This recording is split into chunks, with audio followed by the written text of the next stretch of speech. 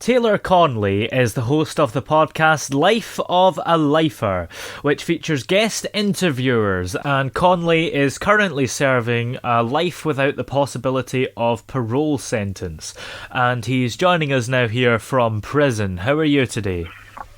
Doing all right, man. Just over here in America, sitting in prison, man, during the coronavirus. Oh. Well, you have the podcast Life of a Lifer. What is that about?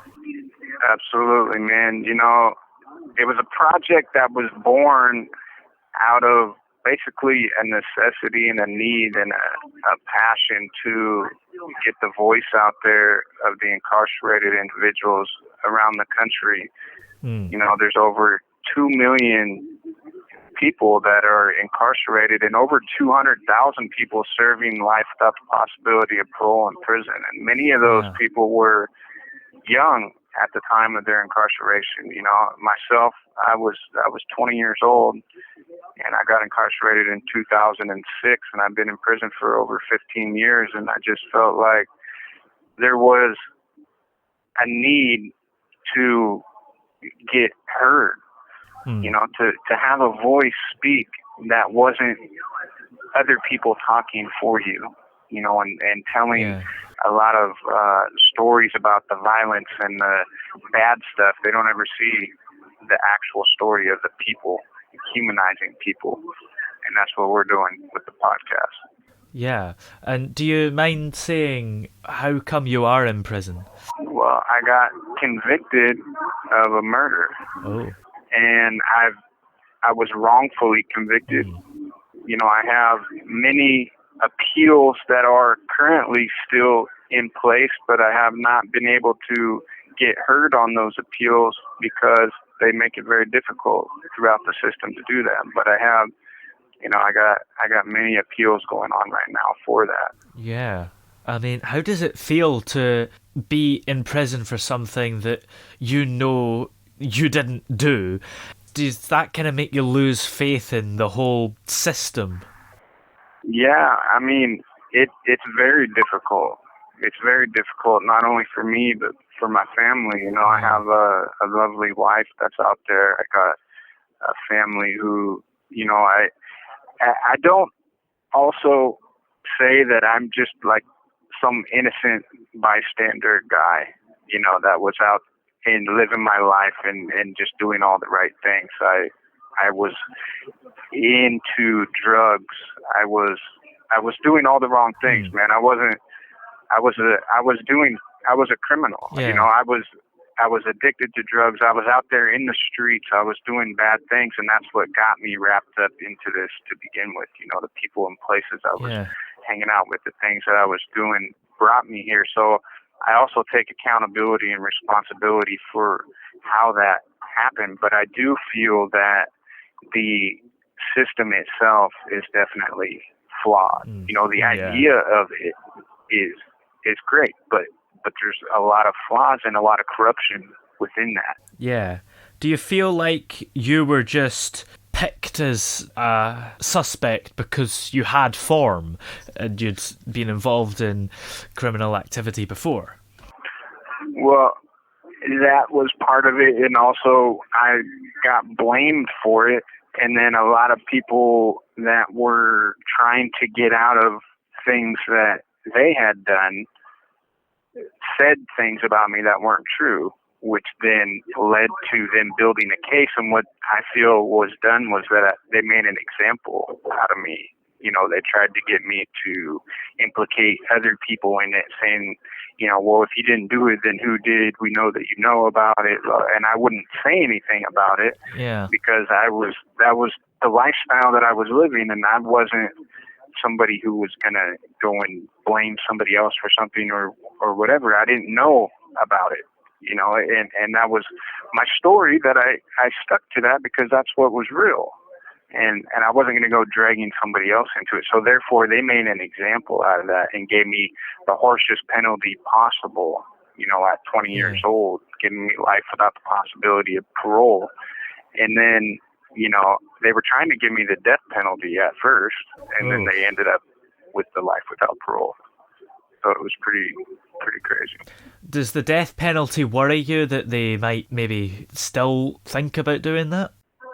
No, they took that off. They ended up taking that off the table, and I think it was because of my age. I was young, and they didn't. They said that they weren't going to seek the death penalty at first. That was an option, and then they decided that they weren't going to pursue that. How is it for you on a daily basis being in prison? Is it quite a hard thing to go through? Yeah, man. It's waking up every day in a concrete cell.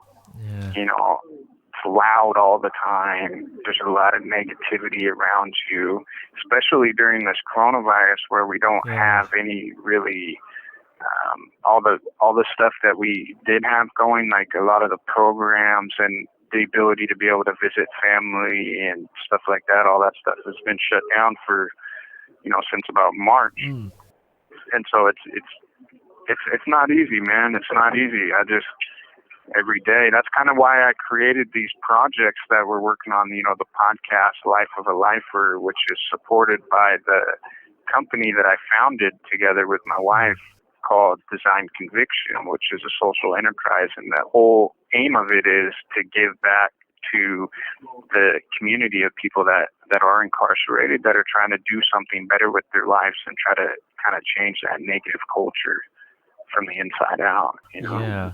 And how do you feel the podcast will help you? Do you feel like it's going to have a big positive impact on your chances of being freed? I'm not sure of that. And right now, my focus for the podcast is just to be able to get heard, for people to hear from me, not what they read about in some news article or, what they've seen in a news piece on news or they look up on the internet or something. That, I just want my voice to be heard, and then others as well. We have other people from around the country that are also serving long sentences, and we put them on there and let them talk and say their bit, so you can actually hear from the person themselves. You can hear in-depth looks into my story from me, myself, not from some other source that doesn't really know the facts. Yeah. I'm interested to know, do you support the death penalty for people that have definitely committed crimes like murder? I don't. And the reason why, I'm sentenced to the same sentence as, say, a serial killer would be. Yeah. They got me in the same sentence as they do somebody who murdered 50 people and admittedly did it. Yeah. They give me the same thing, and that's the craziest thing ever in the world. But the reason why I don't support the death penalty is because you never know, like, maybe you're going to end up killing innocent people. Yeah. And so if you have the death penalty in place, there's a good chance that there's going to be innocent people that end up dying, because the system, although I do believe that there needs to be a justice system. I think it needs to be more rehabilitative based than punishment based, and that's unfortunately the way that in America, the way that it is. Yeah. And are you working on any other projects while you're in prison as well to kind of keep you occupied? Well, yeah, I've been able to develop my writing skills to a pretty good level, and I did a book called The Convicted Entrepreneur, and so that I put that out on Amazon, and I still go back and I'm working on another revision of the book, but it's kind of just talking about my story a little bit and talking about how I've been able to do some of the things that we've been able to do with these projects. And then just recently, we we collaborated with a formerly incarcerated musician, and I write music. And so I linked up with him, and we collaborated on a music project and just recently released an EP. It's called Free Tailored, a Free Tailored EP. And, it's raising awareness and showing, what is possible, and also telling my story through the music. Absolutely, yeah. It's great to have something that keeps you going, because for us, we've been staying at home a lot recently, but that's not really anywhere on the scale of being in prison, and you definitely need to have something to keep you occupied there, right? Absolutely, man. That's really what I try to do, that keeps me just being able to get up in the morning and not be depressed and filled with, horrible thoughts and falling into the negativity that surrounds the environment that's in here. I really just try to stay focused on trying to do something with my time that's gonna make something positive. Maybe I can make a difference in the next guy's life. Hopefully. Even if I do end up spending the rest of my life in prison. Yeah, well, where are the listeners able to find the podcast, and how are they able to support your cause? Thank you for asking. If anybody out there wants to listen to it, they can find it on Apple, on iTunes. They can find it on Google Play. It's on Spotify. It's basically in any of the major outlets for podcasts where you can find them. And you can also find an animated version of the podcast. They actually have it animated on videos on YouTube, on Designed Conviction on YouTube. And they can also follow us through Instagram. And I would say the best way that anybody could support us is just to engage with what we're doing, listen to it, and tell a friend, man. If anybody just could tell a friend about what we're doing and support what we're doing in any way, that would be great, man. Yeah, well, it's been very interesting to have you on the show. Thank you for coming on today. I appreciate you having me, man. I really do. Thank you very much.